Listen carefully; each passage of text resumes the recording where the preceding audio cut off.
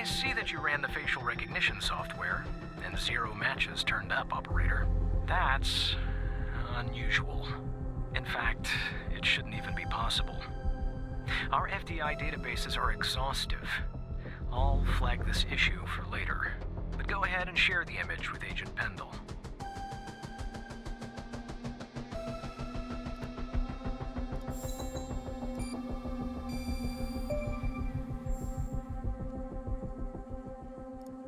Wait, I don't understand. How did you get this? Well, this is huge. Thanks, Tanner. I'll canvass the area immediately. Maybe someone has seen our Prince Charming. I'll talk to you later. And thanks again.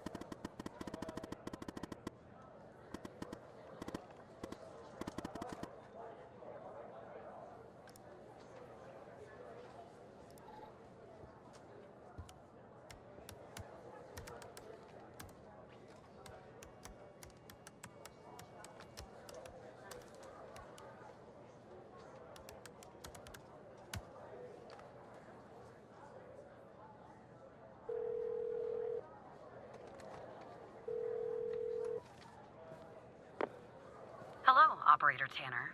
Hal told me that you'd be calling. Okay, I'll try to keep this short. About a month ago, I started working on a missing persons case. A woman reported that her husband had been gone for over 48 hours. Almost right away, the case felt different. Red tape all over the place. An unusual lack of cooperation from my superiors and colleagues. Unanswered calls. Suddenly, the FDI felt like the most incompetent department in the country. After an almost endless game of phone tag, I finally managed to get an appointment with a superior. The plan was to sit down and talk about the case first thing Monday morning. That Sunday night, I'm awoken by a phone call. The woman's apartment has burned to the ground. And the woman, what's left of her anyway, has been found dead in the ashes.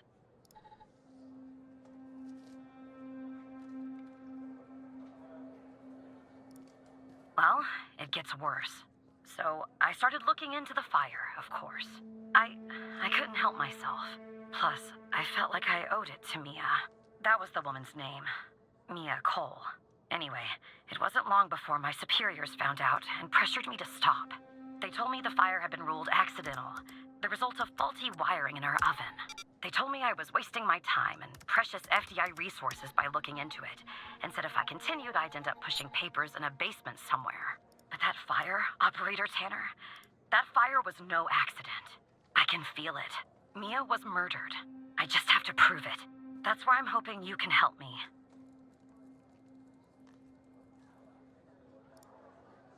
I'm sorry, but I can't really go into that. Not now, anyway. You just have to trust me. Go ahead and search them in the Human DB. The husband's name is Sasha. Sasha and Mia Cole. Please.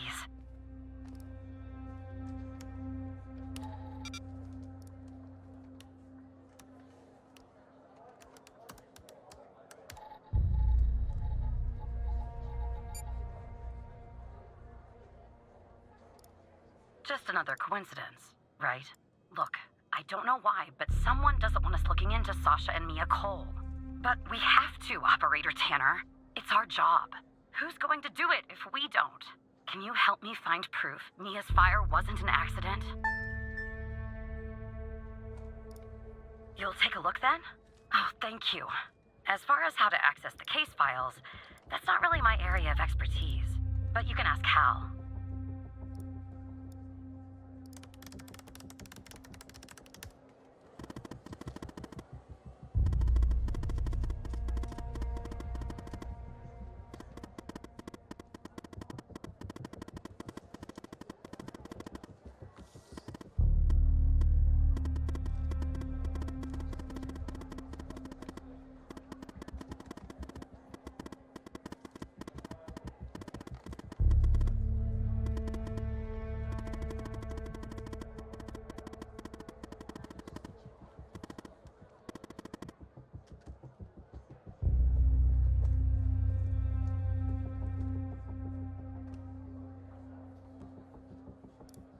Sorry, I don't understand what that means, Tanner.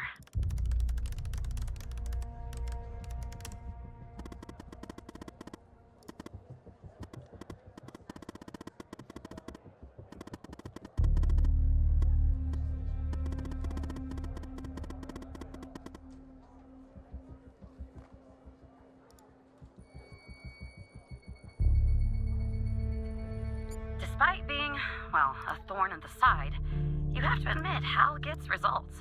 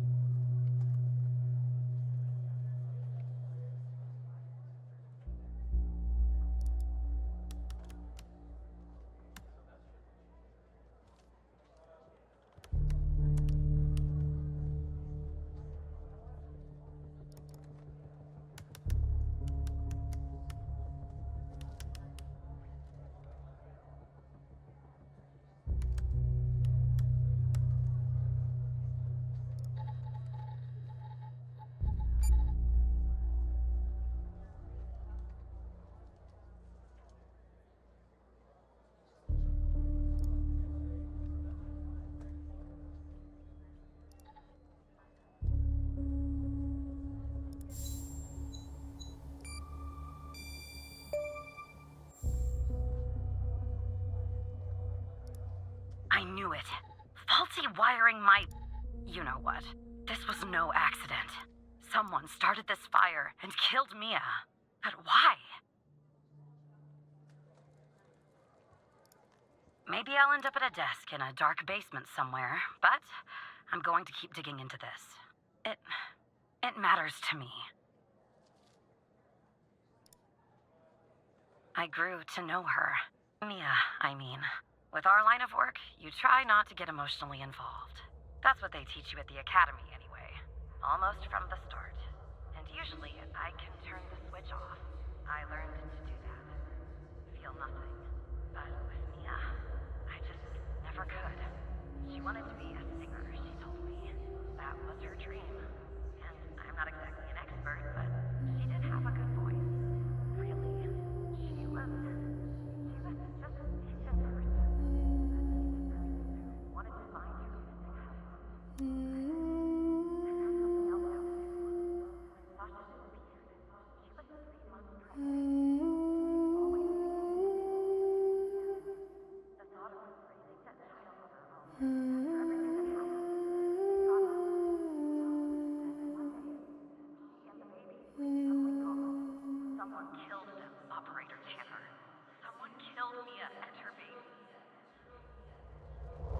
Are you still there? Oh, anyway, thanks, operator. Because of you, I finally have proof. Knowing Hal, well, as much as someone can know Hal, I have a feeling this won't be the last time you and me work together.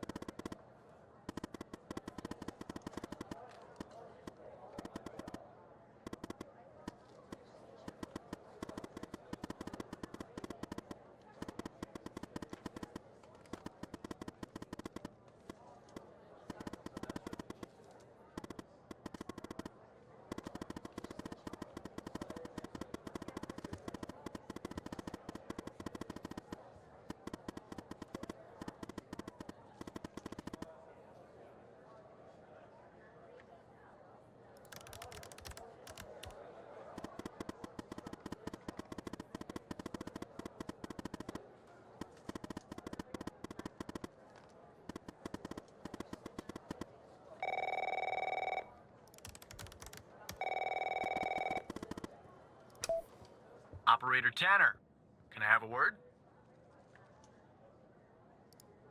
I see that you've been looking into the database entries for Mia and Sasha Cole. You want to tell me why? I see. In the future, I want you to avoid anything related to Sasha and Mia Cole. It's a closed case. A total waste of your time. And if by chance something else pops up concerning the Coles, and this is very important, you come to me right away. Understood? I'll talk to you later.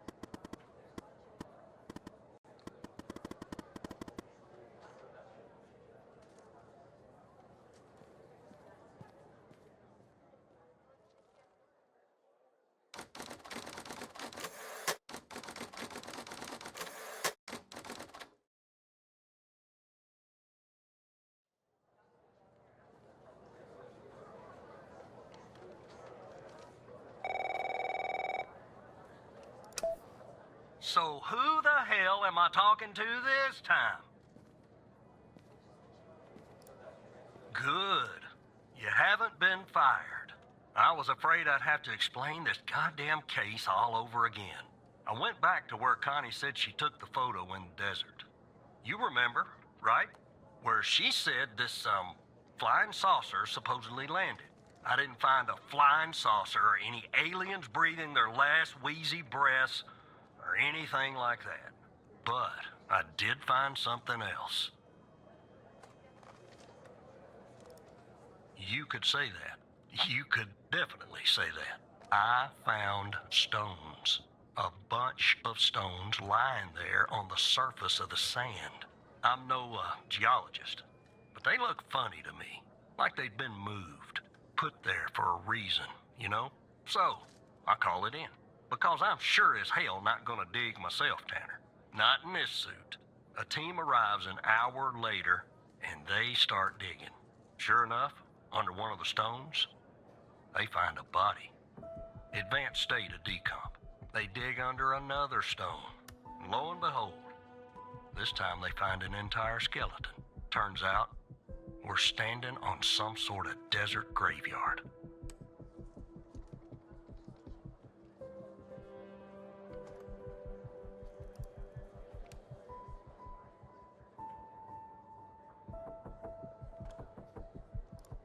Hard to say, but I counted more than 100 stones. If they're all grave markers, well, I'll let you do the math. Yeah, messed up, right? And judging by the size of the skeleton, it belonged to someone young, Tanner. Real young. Look, I won't beat around the bush. The medical examiner has finished a preliminary report on the skeleton, and they found what they believe is a photo of the victim in the sand, buried there by the bones. Never seen that before. Any chance you can take a look at all this and get me an ID, Tanner? Let me send you the files. Well, it's taken a while. Hard to access the satellite out here in Roswell. Dryfield. Okay. Looks like it went through. About goddamn time.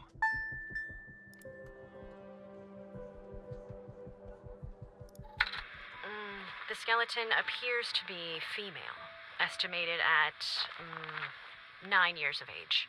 Starting the examination now.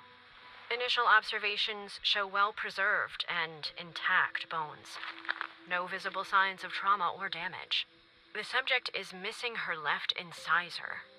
The rest of the dentition looks good. No decay or disease is present. Moving on. Here's something interesting.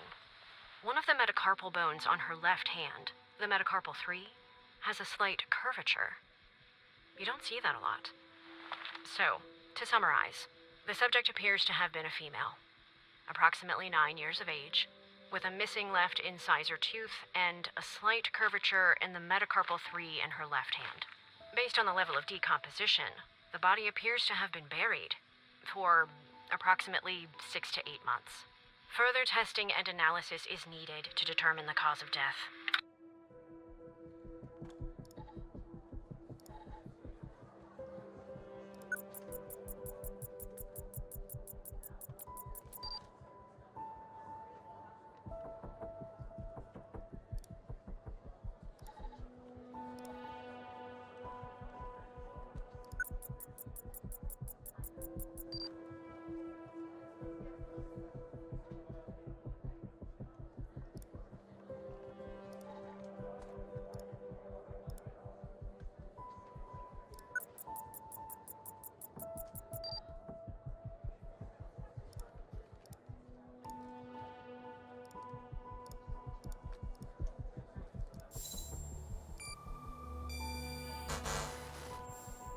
Yeah, that looks like it could be the first name.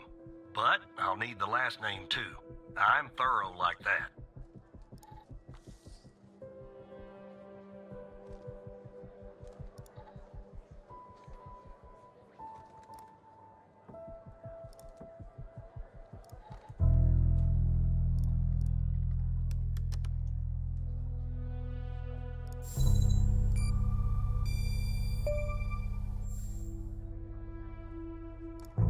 How did you find this, Tanner? Just when you think this case can't get any weirder, that's exactly what it does. But I need concrete proof it's her. Got anything else in your bag of tricks?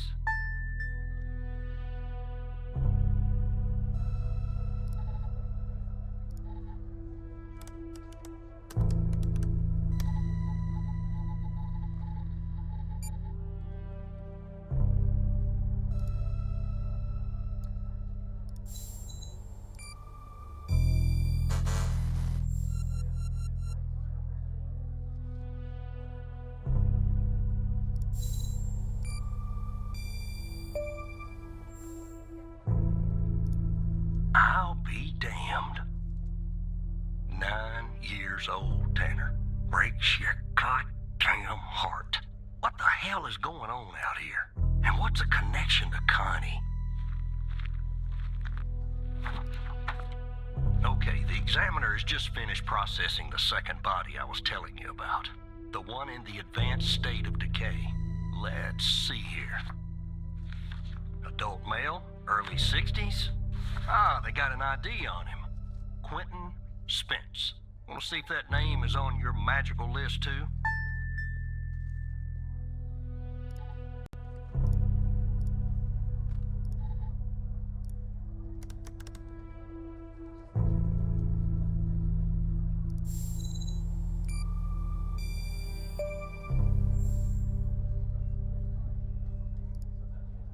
So there's definitely a link. I see some of the names have been crossed out. Can you figure out what that business means?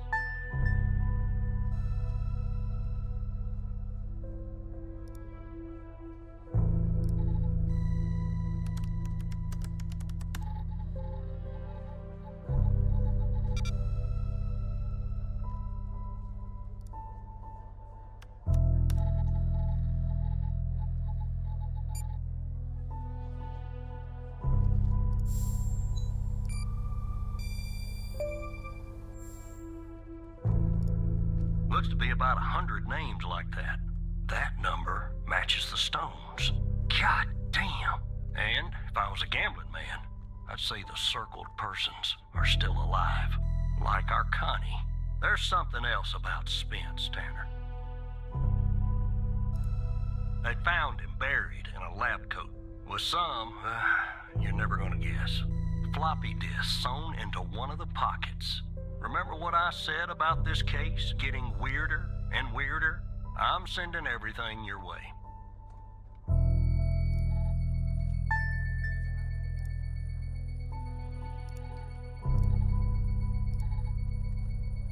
There you go. Now the second disk password protected. Open that second floppy disk and give me an address tied to Spence. Something I can look into. I'm getting a little restless with you doing all the work. The operator program. Oh.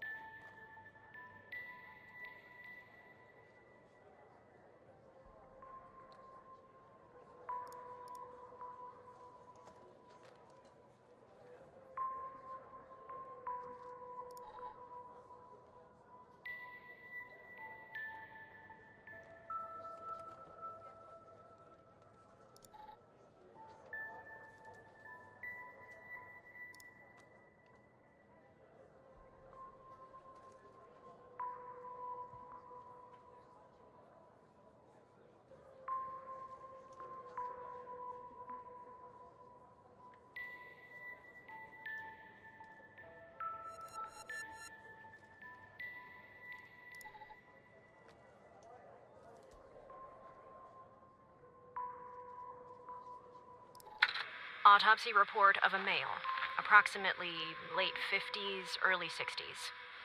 Initial observations show no sign of trauma or blunt force injury.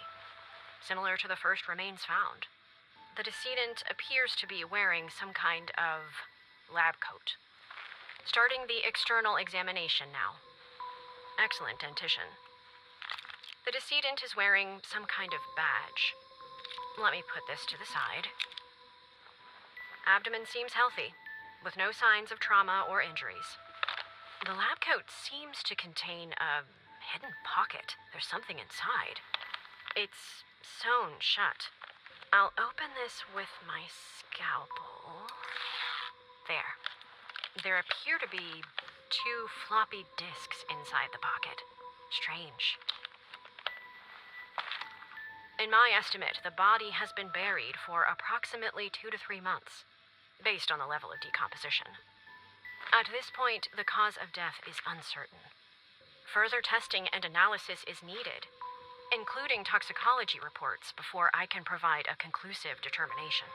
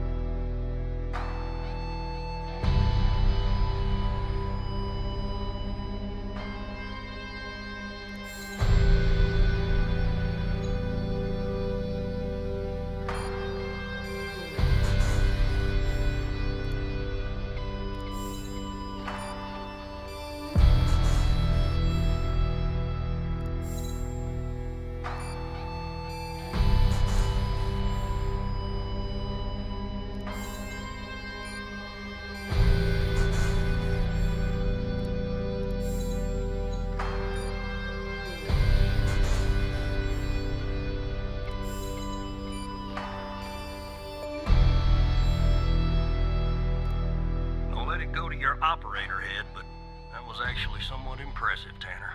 The address you sent, it's not far from here. I'll check it out first thing in the morning. Tonight, I think I'll help the team exhume the rest of these bodies. Screw the suit. God help us, Tanner. God help every single one of us.